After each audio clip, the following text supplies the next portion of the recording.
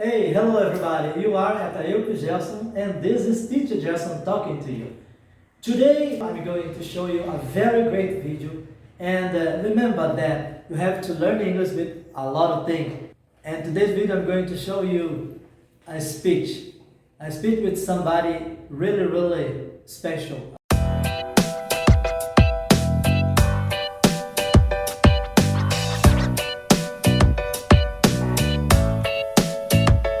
Good morning, classmates, faculty, and staff, family, friends, loved ones.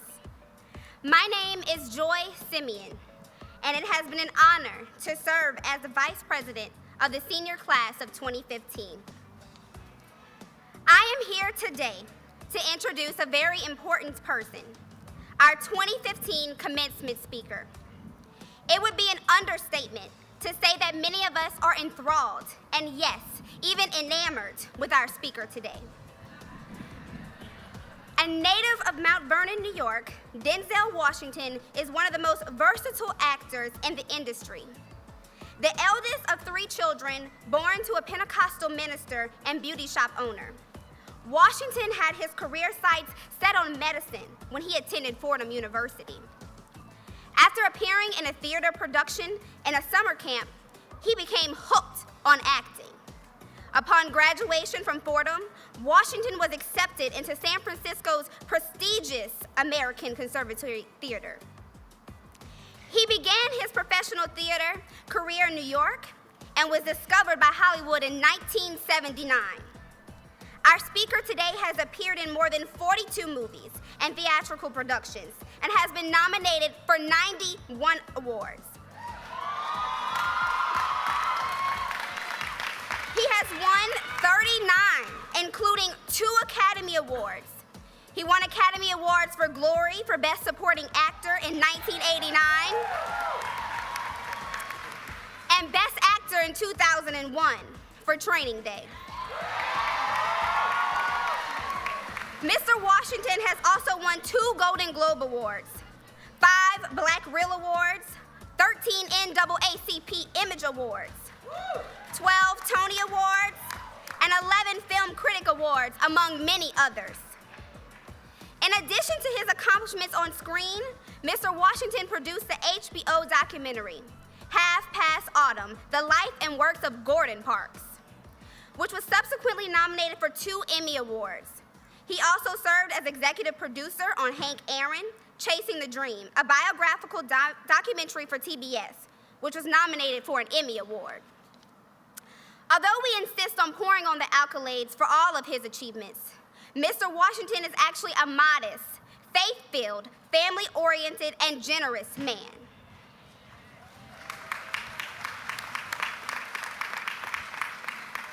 His response to all his awards has been something he was taught by his mother, and I quote, "Man gives the award and God gives the reward," end quote.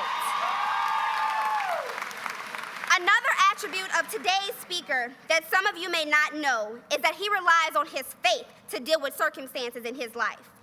We at Dillard know a lot about faith.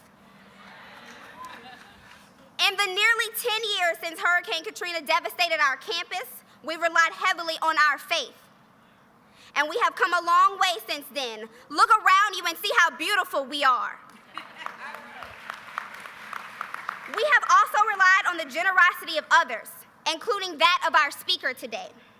Mr. Washington has not only made a difference in the world of film, but he has made a difference right here on our campus in the lives of Dillard students by providing many scholarships to nearly a dozen students studying the humanities.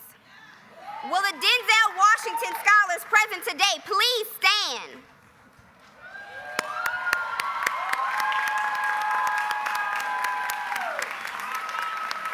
You may be seated.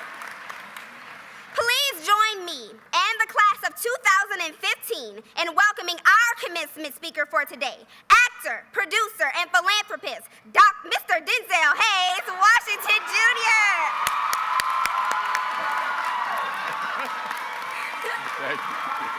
Thank you. Thank you. Thank you very much. Thank you. Thank you. Thank you.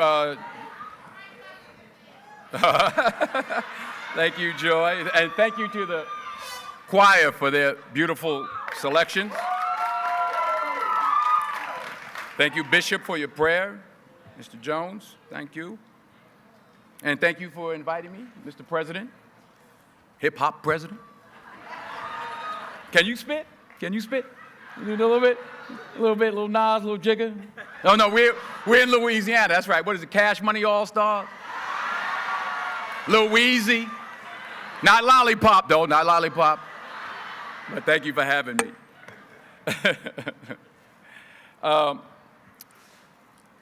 Let me take this moment to, first of all, wholeheartedly, I guess I can do this without my glasses. I can see, huh? Maybe. Let me take this moment to wholeheartedly congratulate each and every one of you today. You graduated, you did it. You made it. Congratulations to you. And you did it all by yourselves. Nobody helped you. No, that's not true. That's what, that's what I thought when I was young. I starting to really make it as an actor. I came in, I talked to my mother. I said, Ma, did you think that this was going to happen? I'd be so big and I'll be able to take care of everybody and I can do this and I can do that and I can. She said, boy, stop it right there, stop it right there, stop it right there. He said, if you only knew how many people that have been praying for you, how many prayer groups she put together, how many prayer cloths she gave me, how many times she splashed me with holy water to save my sorry behind her. She said it. She said, oh, you did it by yourself? I tell you what you can do by yourself. You can go outside, get a mop and a bucket and wash them windows. You can do that by yourself. Superstar.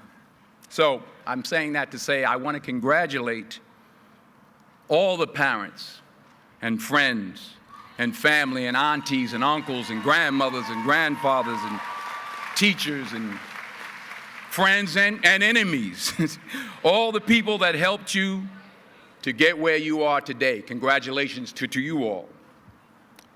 I'm going to tell about 2-3 stories. I'm going to keep it real short. I remember my graduation. Speaker got up there, went on forever, blah, blah, blah, blah, blah, blah, blah, blah, blah. So I'm going to keep it short. Number 1, put God first. Put God first in everything you do. Everything that you think you see in me, everything that I've accomplished, everything that you think I have, and I have a few things, everything that I have is by the grace of God. Understand that. It's a gift. 40 years ago, March 27th, 1975, it was 40 years ago, just this past March, I was flunking out of college. I had a 1.7 grade point average. I hope none of you can relate. I had a 1.7 grade point average. I was sitting in my mother's beauty shop. They still call it beauty shops now? What they call it now? Yeah, I was sitting in the beauty parlor. I was sitting in my mother's beauty parlor, and I'm looking in the mirror, and I see behind me this woman under the dryer. And every time she looked up, every time I looked up, she was looking at me, just looking me in the eye.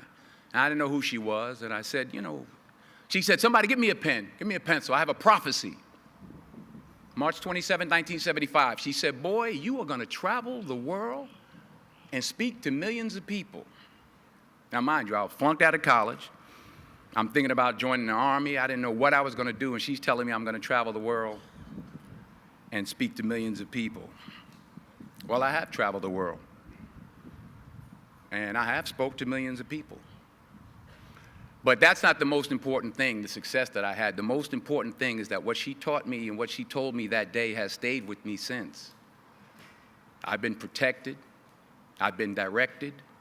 I've been corrected. I've kept God in my life, and it's kept me humble. I didn't always stick with him, but he always stuck with me. So stick with him in everything you do. If you think you want to do what you think I've done, then do what I've done and stick with God. Number 2, fail big. That's right. Fail big. Today is the beginning of the rest of your life, and it can be very frightening. It's a new world out there. It's a mean world out there, and You only live once, so do what you feel passionate about. Take chances professionally. Don't be afraid to fail. There's an old IQ test, was 9 dots, and you had to draw 5 lines with a pencil within these 9 dots without lifting the pencil. The only way to do it was to go outside the box. So don't be afraid to go outside the box.